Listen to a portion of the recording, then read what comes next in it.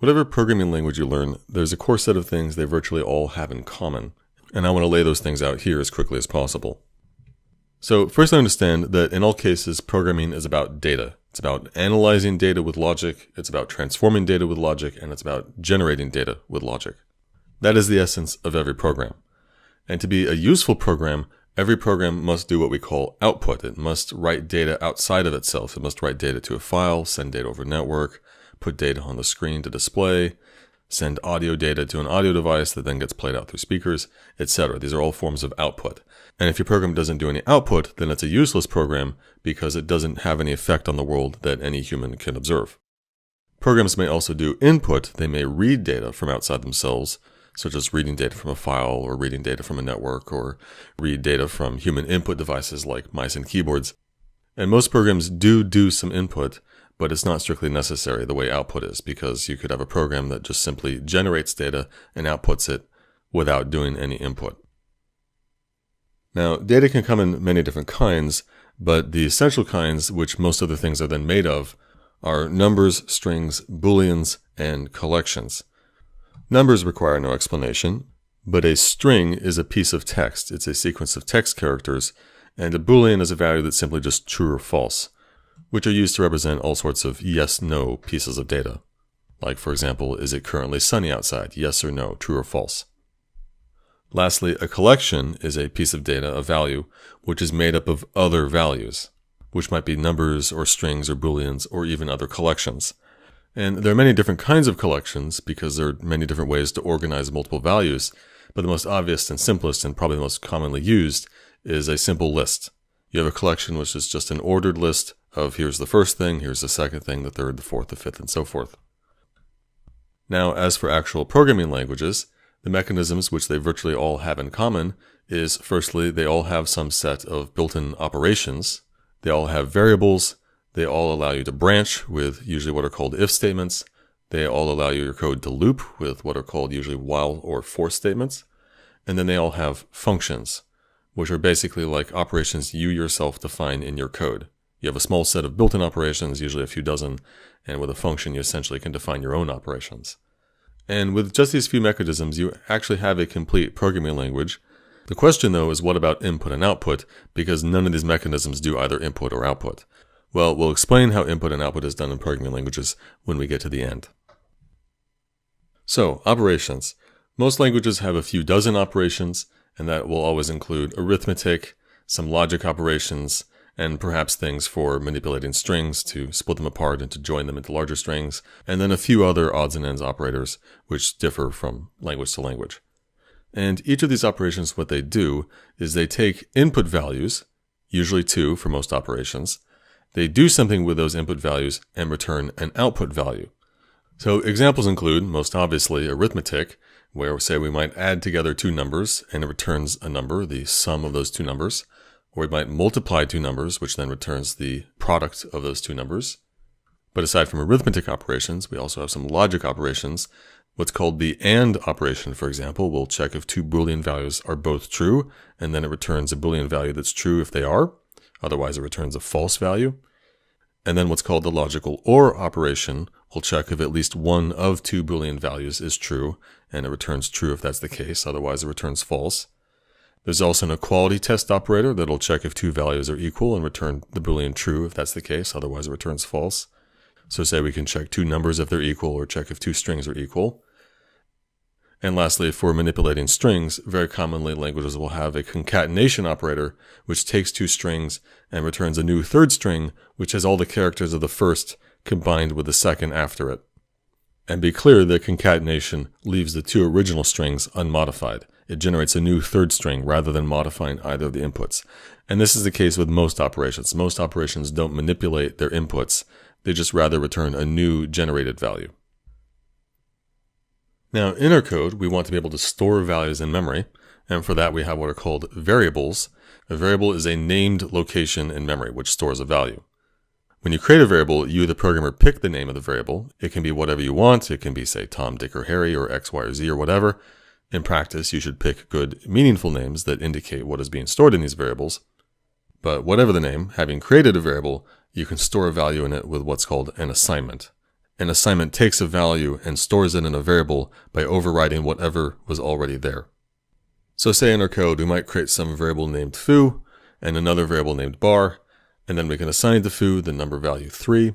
So we can directly assign new values to variables. What we can also do is take the value of an existing variable and assign it to another variable. So we can say assign to bar the value of foo. Whatever's currently stored in foo gets copied into the variable bar.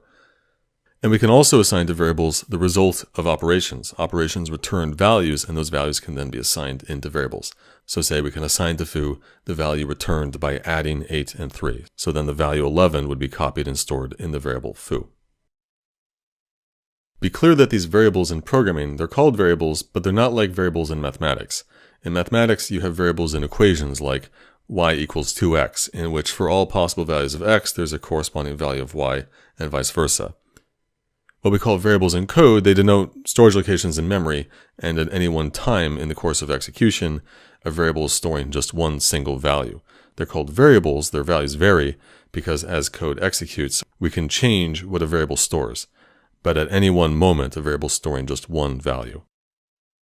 Now, as so far described, our code is just a sequence of statements executed top to bottom, and these statements so far will create variables and assign values to them.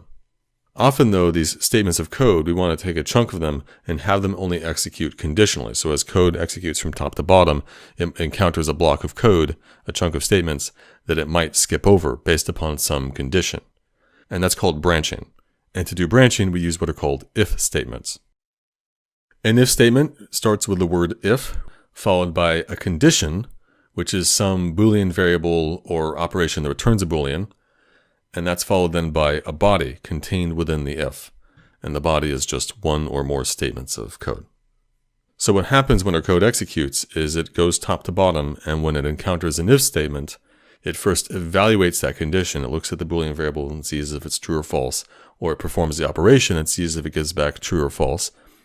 And if the condition is true, then the body of the if is executed, but otherwise, if it's false, then the body is skipped over. So for example, we might have an if statement where the condition is an equality test between the variable foo and the number value 3. And so if foo stores the value 3 at that moment when the test is performed, then it'll return true and the body will be executed, but otherwise the condition returns false and the body is skipped over.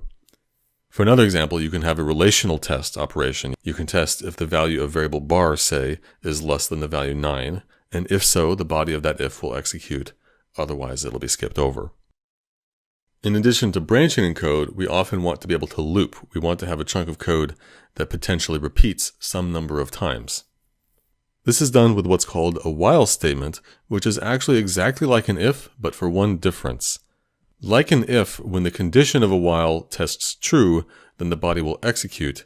But unlike an if, after executing the body, execution will jump back and reevaluate the condition. And if the condition is true again, it'll execute the body again.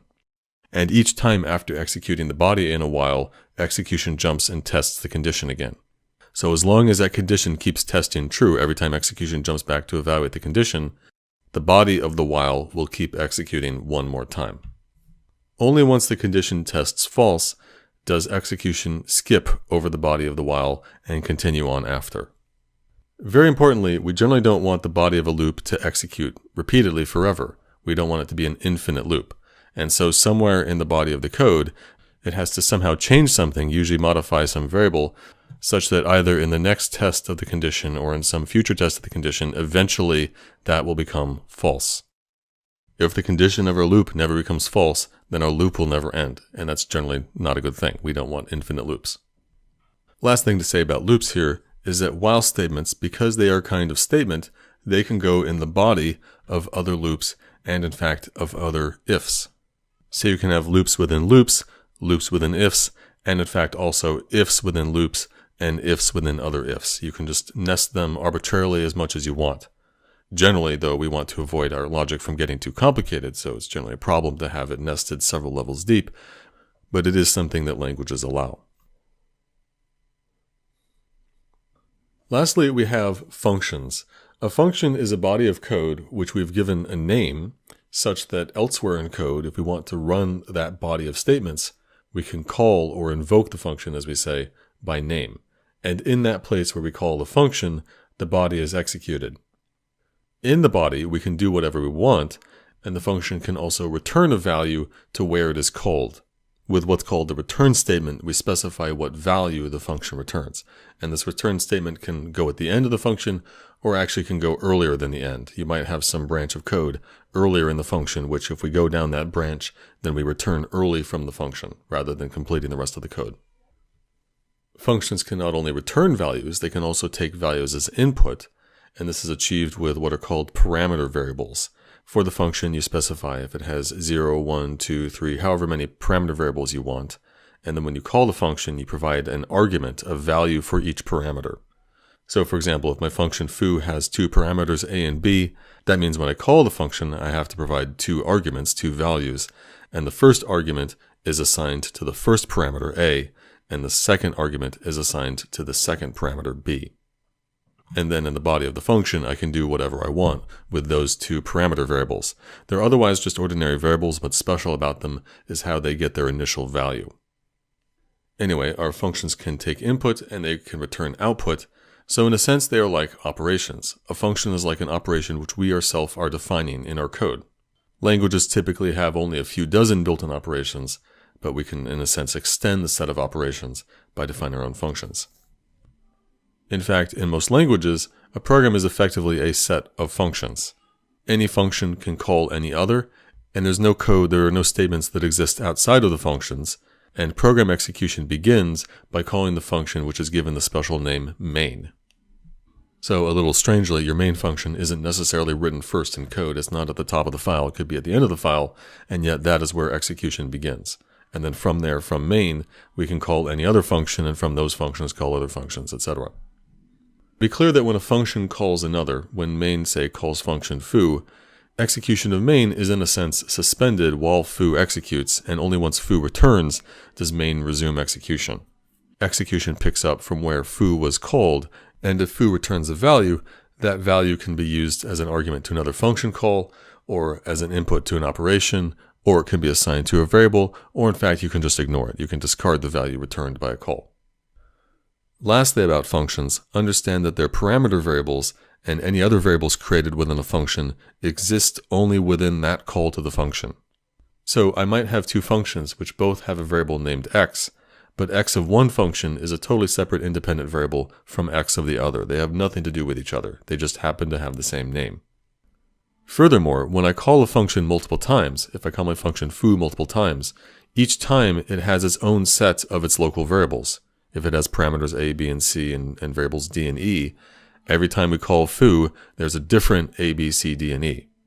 The variable a of one call to foo is a different variable than the one of a different call to foo. They are separate variables.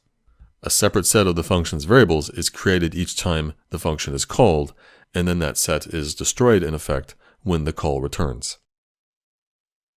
Very last thing, I promised to explain how input and output is performed in code. Well, it's first important to understand that the programs we write are run by an operating system. When your system boots up, the operating system code is loaded, and the operating system is responsible for managing the hardware and for managing other running programs. When programs want to read and write data from input and output devices, they're not allowed to do so directly. They have to go through the operating system. And so through some mechanism of the hardware and the operating system, which varies from system to system, but through some special mechanism, usually a particular CPU instruction, programs can invoke system calls, which are requests to the operating system to have the operating system do some kind of input and output on the behalf of the program. So say in my program, if I want to read or write a file, my program can't really do so directly. It has to make a system call to request that the operating system read or write the file on its behalf. So the question is how to invoke these system calls from our language. And usually the language has no direct mechanism for doing this. There's no code you could write yourself in the language that would invoke a system call. Instead, usually, the language provides a set of special functions that are not normal functions of the language. These are functions implemented in a special way that will invoke system calls. And so to invoke system calls, you invoke these special functions.